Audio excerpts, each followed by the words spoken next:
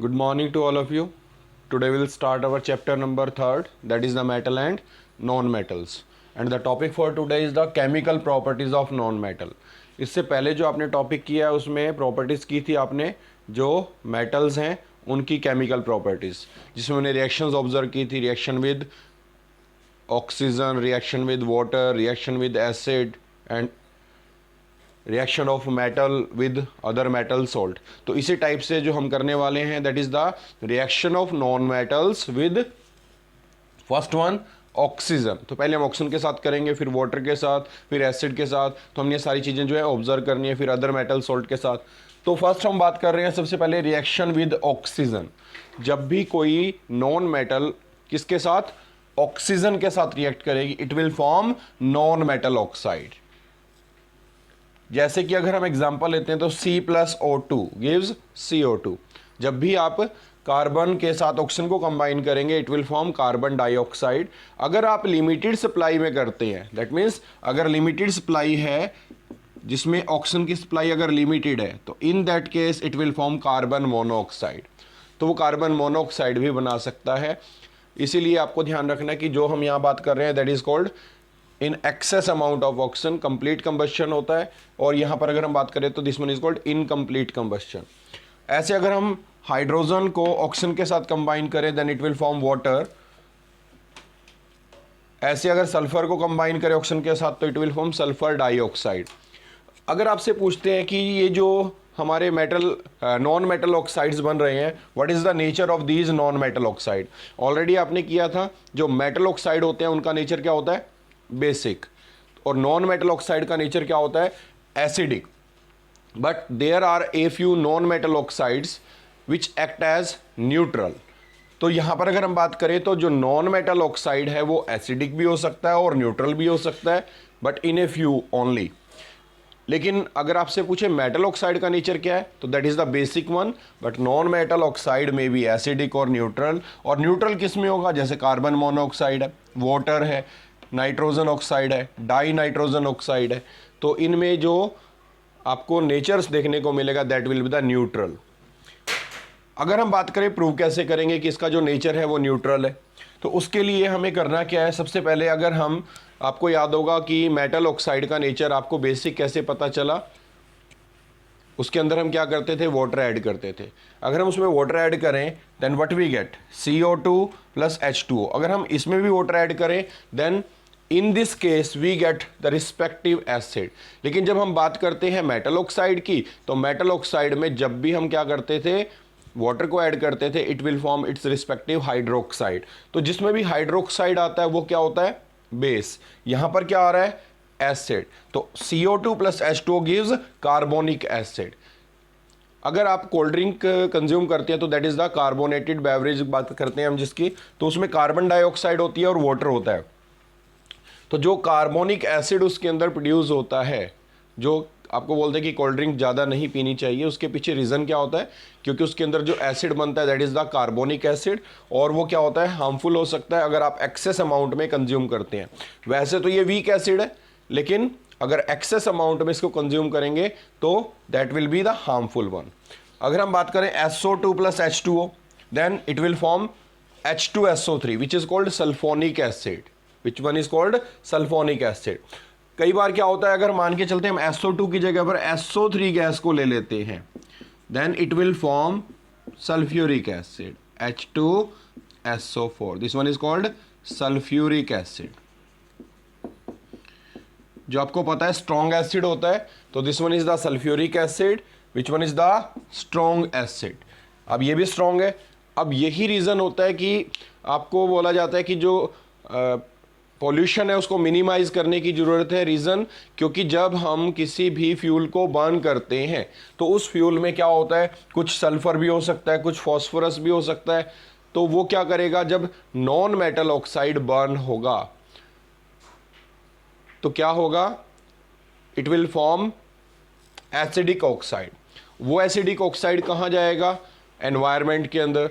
और जब रेन होगी तो उस रेन के साथ वो क्या करेगा, कंबाइन होगा। जैसे हमने कार्बन का फ्यूल है उसको बर्न किया तो क्या मिलेगा, CO2। CO2 किसके साथ, वाटर के साथ नीचे आ जाएगा और क्या बनाएगा, कार्बोनिक एसिड। ऐसे ही फ्यूल के अंदर अगर सल्फर है तो सल्फर बर्न होने पर क्या बनाएगा, सल्फर डाइऑक्साइड। और सल्फर डाइऑक्साइड क्या करेगी, जब रेन होगी उसके साथ जो वाटर है उसके साथ कंबाइन होकर कहाँ पर आएगा, अर्थ के सरफेस पर, in the form of acid rain. तो एसिड रेन के पीछे भी आपको रीजन क्लियर हो गया कि जो एसिड रेन है वो किस वजह से होती है, कि जो हमारे नॉन मेटल ऑक्साइड्स प्रेजेंट होते हैं विद इन द फ्यूल, जिनको हम बर्न करते हैं, तो वो भी क्या करेंगे, ऑक्सीजन के साथ कंबाइन होंगे। जैसे कार्बन का तो फ्यूल हो गया, लेकिन उसमें कई बार सल्फर होता है, कई बार फॉस्फोरस होता है। तो सल्फर या फॉस्फोरस बर्न होने पर क्या बनाएंगे, दे रिस्पेक्टिव ऑक्साइड। और वो ऑक्साइड जब रेन होगी तो उसके साथ कंबाइन होकर अर्थ के सरफेस पे आएंगे in the form of acid rain. और एसिड रेन काफ़ी हार्मफुल होती है क्योंकि उसके अंदर जो एसिड होते हैं वो क्या होते हैं, स्ट्रॉन्ग एसिड होते हैं। जैसे आपको पता होगा ताजमहल है तो वो संगमरमर या मार्बल से बना है, तो उस मार्बल में अगर क्या करें, एसिड रेन कैसे अफेक्ट करेगी, अगर उसको समझना है तो उसके लिए भी हम एक रिएक्शन करते हैं। अगर आपको उस रिएक्शन को समझना है तो जो मार्बल है उसका फार्मूला क्या है, that is CaCO3। This is the formula of marble. तो ये मार्बल है, इसके साथ अगर हम बात करते हैं एसिड ले लेते हैं लाइक HCl या H2SO4। H2SO4 भी यूज़ कर सकते हैं, HCl भी यूज़ कर सकते हैं। तो हम H2SO4 ही ले लेते हैं ताकि आपको क्लियर हो जाए कि एसिड रेन से आया है। तो सल्फ्यूरिक एसिड भी बनता है क्योंकि अगर सल्फर ट्राईऑक्साइड बन रहा है नेचर के अंदर तो वाटर के साथ कंबाइन होकर it will form sulphuric acid. तो सल्फर ट्राईऑक्साइड सल्फ्यूरिक एसिड बनाएगा, डाइऑक्साइड सल्फोनिक एसिड बनाएगा। तो जो मार्बल है हमारा, जो उसके साथ ये क्या करेगा, रिएक्ट करेगा, क्योंकि ऑलरेडी आपको पता है what is the nature of the metal, carbonate which act as a base. जो हमने लास्ट उसमें प्रूव भी किया था, कार्बन जो कैल्शियम कार्बोनेट है that one is the basic.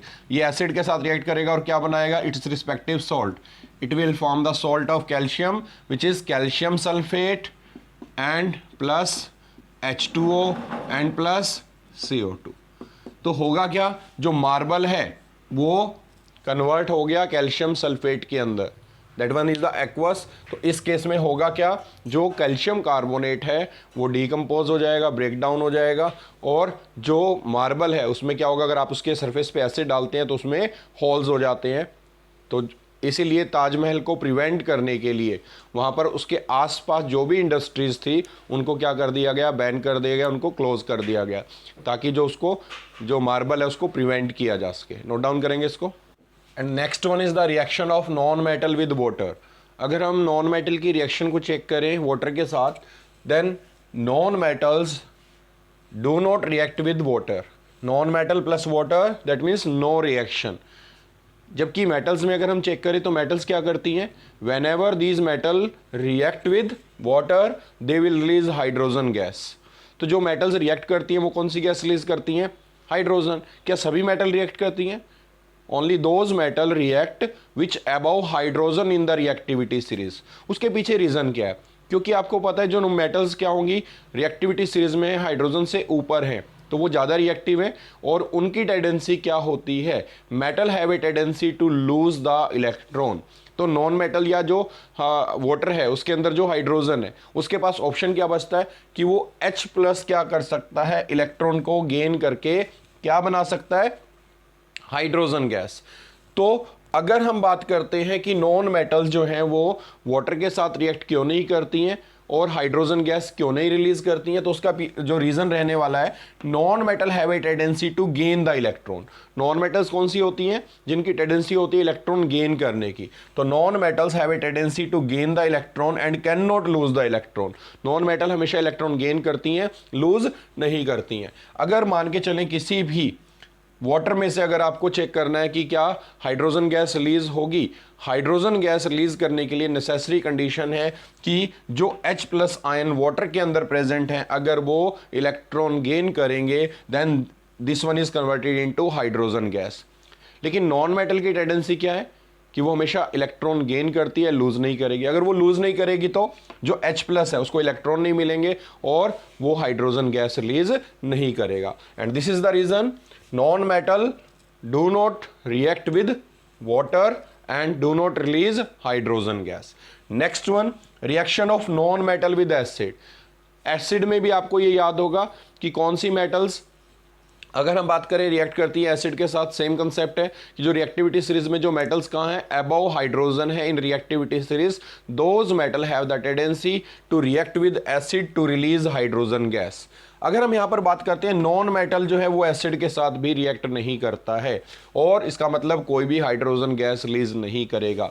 और इंपॉर्टेंट क्वेश्चन है एग्जाम पॉइंट ऑफ व्यू से, उसमें आपसे रीजन पूछेंगे तो रीजन जो आपको वाटर के साथ बताया सेम रीजन रहने वाला है. That means non metal plus acid no reaction.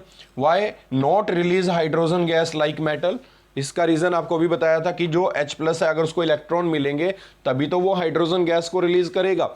Non-metal have a tendency to gain the electron. They cannot give electron to the H+ to convert it into the hydrogen gas.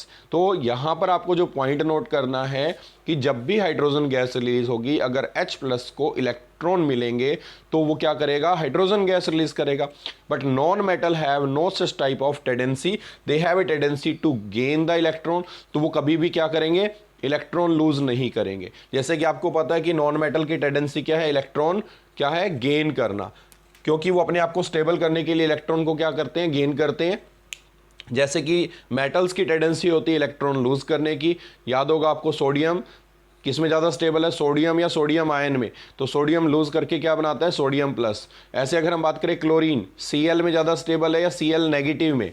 तो अगर हम बात करते हैं chlorine की, तो chlorine अगर हम बात करें तो इनमें से ज़्यादा स्टेबल किस में है, तो यहां पर देखें तो Cl से Cl-1 कैसे कन्वर्ट होगा, that means by gaining electron. लेकिन अगर हम सोडियम की बात करें तो सोडियम प्लस में कन्वर्ट होगा बाय लूजिंग इलेक्ट्रॉन. तो इसका मतलब ये इलेक्ट्रॉन लूज कर रहा है, जबकि जो नॉन मेटल है वो तो इलेक्ट्रॉन गेन करती है. जब खुद गेन करेगी तो वो H+ को इलेक्ट्रॉन देगी कैसे. तो that's why on the basis of this we can explain why non-metals not release hydrogen gas whenever react with acid. तो एसिड के साथ रिएक्शन क्यों नहीं करता है, उसका रीजन क्लियर हो गया. और इंपॉर्टेंट क्वेश्चन है एग्जाम पॉइंट ऑफ व्यू से, नोट डाउन करेंगे इसको.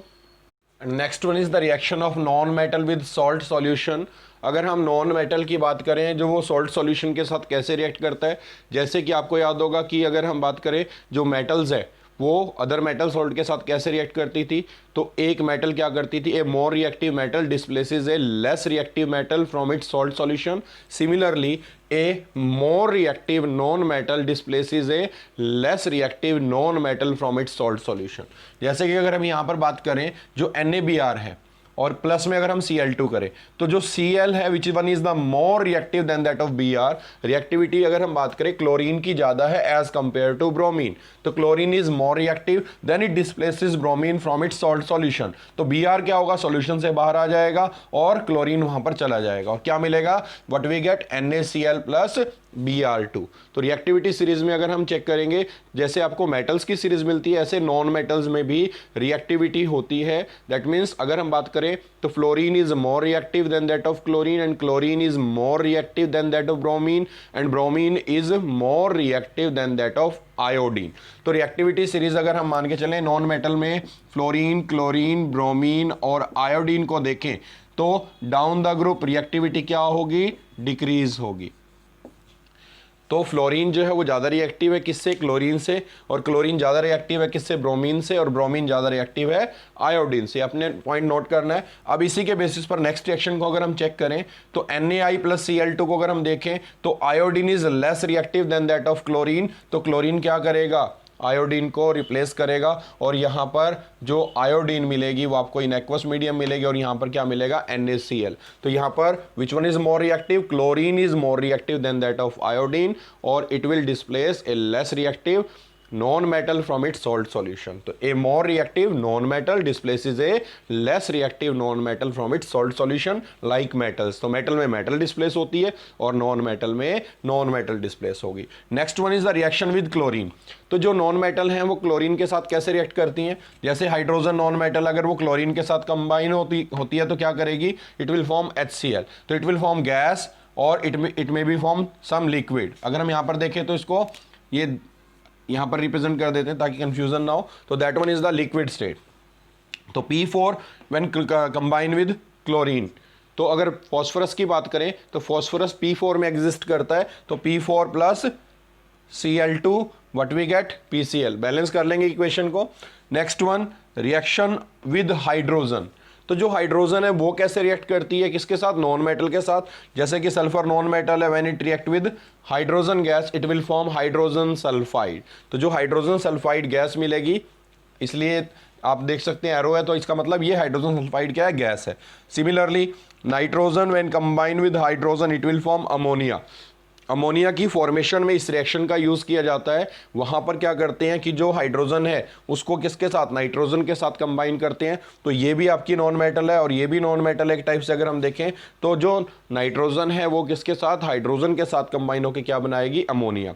जो अमोनिया है इसका यूज़ होता है एज ए फर्टिलाइज़र। जो है फर्टिलाइजर्स खेतों में हम जो डालते हैं जिससे प्रोडक्शन ज़्यादा की जाती है, तो उसमें भी इनकी मैन्युफैक्चरिंग जो है, जो अमोनिया है जो एक्सेस यूज़ होता है वो किससे बनाते हैं, बाय दिस रिएक्शन। तो इस टाइप से आपने क्या करना है, जितनी भी ये रिएक्शंस अभी आपको बताई हैं किसकी, नॉन मेटल्स की, तो इनकी आपने प्रैक्टिस करनी है, इनको अच्छे से लर्न करना है और इनकी रिटन प्रैक्टिस भी करनी है। और इससे रिलेटेड जो क्वेश्चंस हैं आपको एनसीईआरटी के अंदर इन टेक्स्ट और एक्सरसाइज वाले वो सारे ट्राई करने हैं।